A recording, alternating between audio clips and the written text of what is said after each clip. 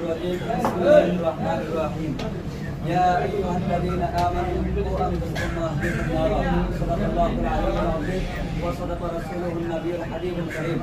আজকে হবিগঞ্জ ঢাকা শাস্তাগঞ্জ থেকে আগত আমার সম্মানিত শূন্যমানা সাধারণ ভাইরা, সেনের ভাইরা, যুব সেনের ভাইরা, ইসলামের ভাইরা, আহলে সুন্নাত আমাদের দায়িত্বশীল যারা যেখান থেকে এসেছে সবাইকে আজকে সবার পক্ষ থেকে আপনাদেরকে মোবারকবাদ ধন্যবাদ জানাচ্ছি।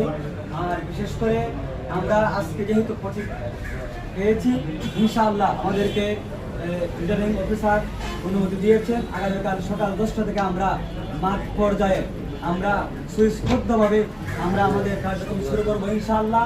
আমরা কেন এই বছর মাথা বেঁধে সুন্নতের জন্য, ইসলামের জন্য আমরা কাজ করতেছি, কেন কাজ করব?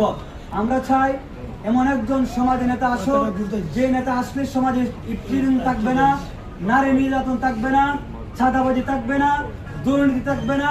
আমরা জানি যদি সুন্নি জামাতের এইরকম একজন নেতা আমরা নির্বাচিত করতে পারি, তাহলে সমাজে হানাহানি, খুনাখুনি, মারামারি থাকবে না, ঠিক কিনা ভাই?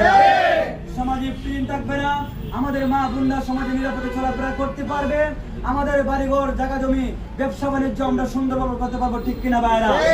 আমরা দেখতে পাই নেট করলে, হাটে বাজারে গেলে ছাদাবাজি, দুর্নীতির জন্য মানুষ ব্যবসা বাণিজ্য, রাস্তাঘাটে চলাফেরা, চাকরি কিছু দূর করতে পারে না, ঠিক কিনা ভাইরা?